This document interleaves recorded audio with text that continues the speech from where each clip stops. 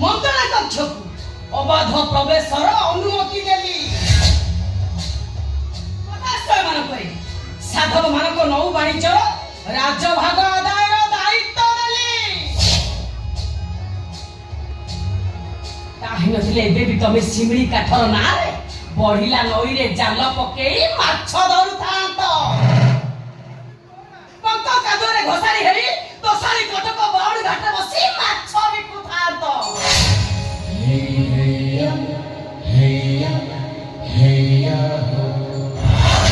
ଭଲ ପାଉଥିଲ, ଭୁଲିବାକୁ କହିନି, ଭୁଲିଗଲ।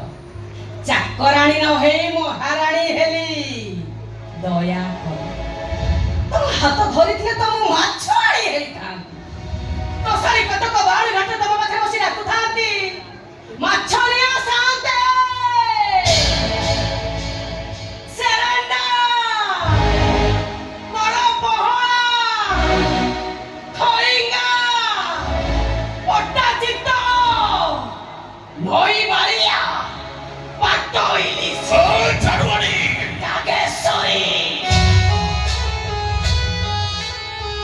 অভিজিত কলিঙ্গ দেশর মহারানী যাজ্ঞেশ্বরী পাট্ট মহাদেবী,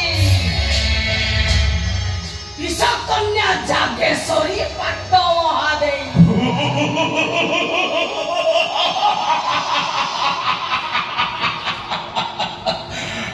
ও সাগরিয়া বইতাই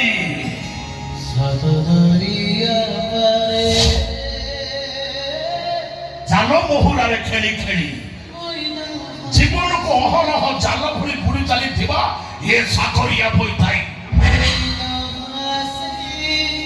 ସାତ ସାଗର 13 ନଈ ଡେଇନି ସିନା, ହେଲେ ଦେଶ ବିଦେଶର ନଥି ମୋ ଆଖିରେ ବାନ୍ଧିଛି।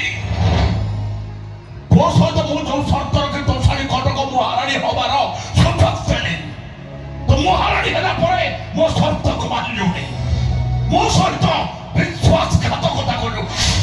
ମୋ ମନ୍ତ୍ର ମୋ ତନ୍ତ୍ର ମୋ ସୂତ୍ର ଏଯାଏ ଦୋଷାରୀ କଟକ ରାଜ ଉଆସର ଫାଟକ ଡେଇଲାନି। ହେଲେ ଏବେ ମହାରାଜ ଆଦିତ୍ୟ ଐରକଞ୍ଚନଙ୍କ ମୁହଁରୁ ମୁଁ ସେଇ ମନ୍ତ୍ର ଶୁଣିବାକୁ ଚାହେଁ। ବୁଦ୍ଧଂ ଶରଣଂ ଗଚ୍ଛାମି।